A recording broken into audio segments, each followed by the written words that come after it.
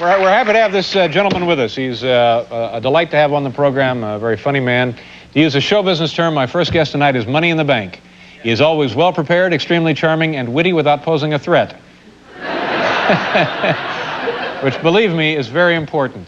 He also makes some pretty decent motion pictures. The latest with Jackie Gleason is called Nothing in Common. Folks, please say hello to Tom Hanks.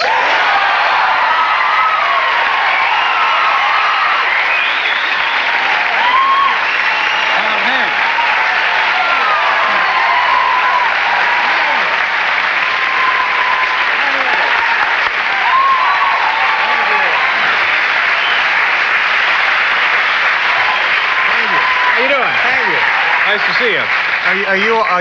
You're off work? You've got the No, jacket I'm off? fed up with the jackets, and it's hot, and so I just take it off. And the dog days. It's like being at work. You come in, you take off your jacket, and you go to work.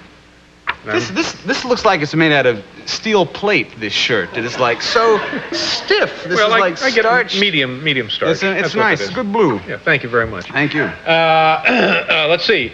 This latest motion picture is another. You're making nothing but really big films now, aren't you? The last one was Money Pit, which Steven Spielberg was involved in. That was. Yeah. And this one. This one with your Jackie Gleason? This is, it's big time, and we're making it with only big-time folks, so I'm in the big-time day. And there was a time, I guess, when you obviously were not in the big time. I did not make big-time films for a great majority of my life, as a matter of fact. What was the first film you made? The first actual appearance on camera I made in a movie was a movie called He Knows You're Alone, which is a epic hack-and-slasher film. You remember the hack-and-slash period of filmmaking? In which every movie had a knife rack in it. You know, the girl would be at home and they'd pan across the kitchen. There would be a knife rack loaded with knives. And she'd hear a noise. She'd go off into another part of the house and she'd come back, and there the knife rack would be without a knife in it. Knife rack! That's the type of movie that it was. How long ago was this? This was 800 years ago. This was 1943. This I believe it was 78, 79, something. Was that before your television show? Yes, it was. Yeah. It was. I played a guy in this movie. I always said that if this was Gilligan's Island, I would have played the professor. It was that bad a role. I had nothing to do in this. And was the thing released? It actually was. Yeah, it came out when we were making it. When the guy wrote it, who was a very nice guy, very talented writer, it was called Shriek. Actually, it was called Shriek. Then while we were making it, it was called The Uninvited. What did this mean? Nobody really knew. And then MGM, they cut it together and released it as Blood Wedding. Blood Wedding! And then there was finally came out of the title, He Knows You're Alone. He Knows You're Alone. The whole title was, He Knows You're Alone, so don't go in the house because he's going to stab you with a knife. But they chopped it up. And this is all of the victims were brides. That was the deal. The psycho killer had to kill brides. Now, he could either walk into, a place where a wedding was going on and, slash away, or he could overhear somebody talking about their wedding. Or go to Bloomingdale's, look through the registry. Yeah, I'm just saying. Find out who's getting married. Ooh, number 709. What's the pattern on the knives for this one?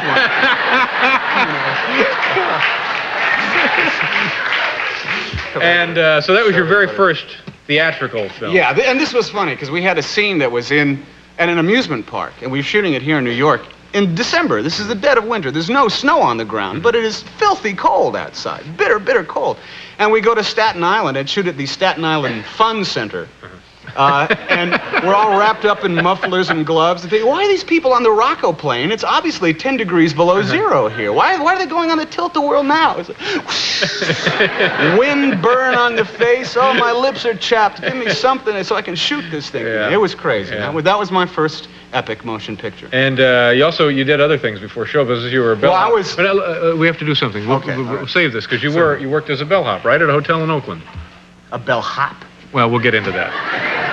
Well, what would it be if it's not a... It's a bellman. Bellman. Bellman. Bellman. A bellman. Bellhop. Bellhop. Well, I just... Bellboy. Why don't you say that?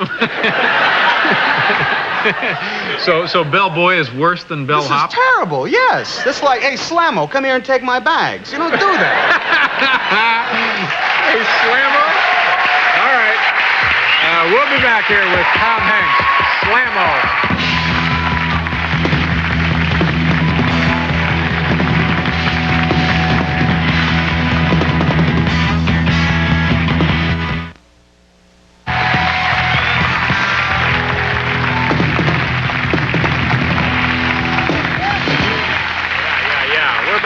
Tom Hanks. All right, it's Bellman. It's Bellman. Bellman this is a basic step 101 of hotel. But what was the origin of the courtesy. term bellhop? That must be kind of an antiquated term. Bellhop. I think it was like the guys had pants were such that you couldn't really walk in them. You know, they were like long guys' pants tailored for short people or something like that. And the crotch was forced right them about to there. walk as if they were hopping. I don't know where this. All right, you were a bellman. Whereabouts? I was a bellman at the Oakland Hilton Hotel. Actually, we were told we were supposed to call it the Oakland Hilton Inn. But it's stupid to get out of the bus at the airport and yell, Oakland Hilton Inn!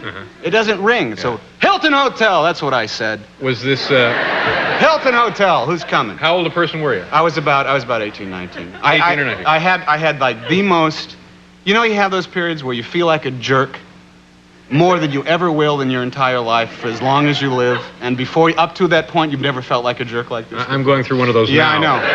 That's my problem. I'm having trouble with that. I was, this was at the time of World Team Tennis, you know, this World Team Tennis, that's right. And the Golden Gators played at the Coliseum. The Boston which was very Lobsters. close. Boston Lobsters, the LA Strings, the New York Sets. The Indiana Loves, I think. Whatever. Yeah, Philadelphia Indiana. Freedoms. There's a tennis hotbed, Indiana. I'm sure you must Well, know. actually, it is. They have the clay court championships there every summer. Yeah, great. Indiana, fine. The they had their all-star game, if they're, you know, their all-star game. And they all came in, and I met Billie Jean King and Rod Laver and a bunch of other guys. Rod Laver. Sorry, Australian. Yeah, if you say it with an Australian accent, Laver. Right, Rod Laver. Laver. Right. You nailed it. And I was supposed to, like, deliver these bags right away. And Chris Everett's bags came in. And I had to whisk them on my little cart and zip them off to her room. And I got her out of the shower. I knocked on the door for a half an hour, easy. Miss Everett, your bags are here. Finally, she comes, and she came to the door wrapped in a towel. Furious, more than angry. I mean, mad at me, personally. Veins in her forehead. Like this, bulging, holding her towel like this. And I apologized as much as is humanly possible in about 40 seconds, and then got out of there as fast as I could. I felt like such a jerk. And I've never really gotten over it. Have you ever run into her? Have you run into her since anywhere? No, I ran into Billie Jean King, and I said I carried your bags. She says, oh, you're that guy. Oh, Chrissy's mad at you? Ooh, angry. Now, was this a good job for a kid? Did you This was a great nice gig. tips? Good tips. You lived on your tips. You put the check in the bank. What other famous people did you? I met Cher when she was married to Greg Allman. I met Bill Stand By Me Withers. Stand By Me Withers. Bill Stand By Me Withers. Stand By Me. When you're not strong. That's Benny King. What? No, Bill. Lean on me. Lean on me. Bill Lean. Yeah. It was a while ago. But you know, to lean on someone, you actually have to stand by them. So that's very close. And it was great money. It was great money. And who was the gentleman who was the hosted This Is Your Life program? Ralph Edwards. Ralph Edwards. Right. I was standing there, and Ralph Edwards gave me $5 for doing absolutely nothing. He was leaving the hotel, and I'm standing there in my red blazer with my rainbow tie. Oh, yeah, that's right. Yeah, we wore them with pride. We're wearing rainbow ties. Show the rainbow, they said. Show the rainbow. And I was just standing there, and he gave me $5. Just put his bags down and said, here you are, kids. No explanation? None whatsoever. He said, we did Connie on the show, you know. Connie? Conrad Hilton. Yeah. They did This Is Your Life. But it was $5 easy, so it was a great gig. That was a fabulous job. All right, let's and this other thing must be a fabulous job. This working with Gleason. Yes. Now, did you goof around with the guy? Did you spend any off time with him? I do not know the man. I have a knowledge of Mr. Gleason now, and it was a professional honor and a joy to work. Anything you can tell us that we might be interested in? Any kind of a story? No, any kind of absolutely anecdotes? Not. He would come in. He would make his entrance. Gentlemen, let's get started. And then we would like work all day, and it was all very concentrated, and we wouldn't work, and he would sit like this. Are you all right, Jackie? And then at the end of the day, I believe we're done with Mr. Gleason, and it has been a pleasure. And off he would go. And that was it every day. I like that. But it was fabulous. It was really, I mean, it was a situation where I can't believe I have this job. Yeah. I can't believe I'm coming here every day and doing it. And Eva Marie Saint is in it, and she plays my mom. I understand the movie turned out very nicely, and I'm sorry we don't have a clip to show tonight. I know you don't, how you feel about showing clips, and I certainly understand Now, that. see, this is I'm happy to show the clip, and if you The got last time you were let's here, you go weren't to- interested in showing a clip. This was the old Tom Hanks. This is a brand new thing. I've done a movie with somebody I'm really proud of. Now, Jackie, show the please. clip. We don't have a clip. We don't have a clip. I've been knocking myself out here for 2 segments, and you don't have a clip to show? We don't have the clip. We don't have the clip. Okay, can I just show you one thing then? Do we have time to do this? I was in Israel. I was in Israel working. And, yes, we're all from Tel Aviv or Haifa. And now, can you tell me what that is? Just you can. It's a Bazooka Joe comic cartoon little thing you get with bubble gum. Right. And it's in what language? it looks like Israeli. It's in Hebrew. This is in Hebrew. Now, this is really confusing because you have to read the panels the normal way, but you read the language backwards. So that was like really threw me. And this joke says, here's a guy translated fishing. this. Yeah, here's a guy fishing, and a guy is off in the background yelling, "What are you trying to catch?" And then he fishes, and he fishes some more, and then he says, "The bus," as he's walking away. Yeah.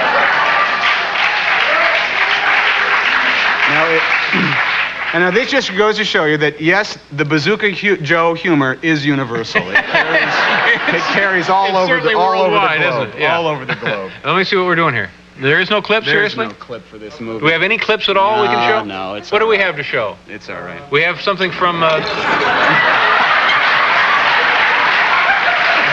Schaefer at home over the weekend. Paul eating breakfast. There you go, Tom. This is it. Yeah, now this is not actually part of the movie, is it? No.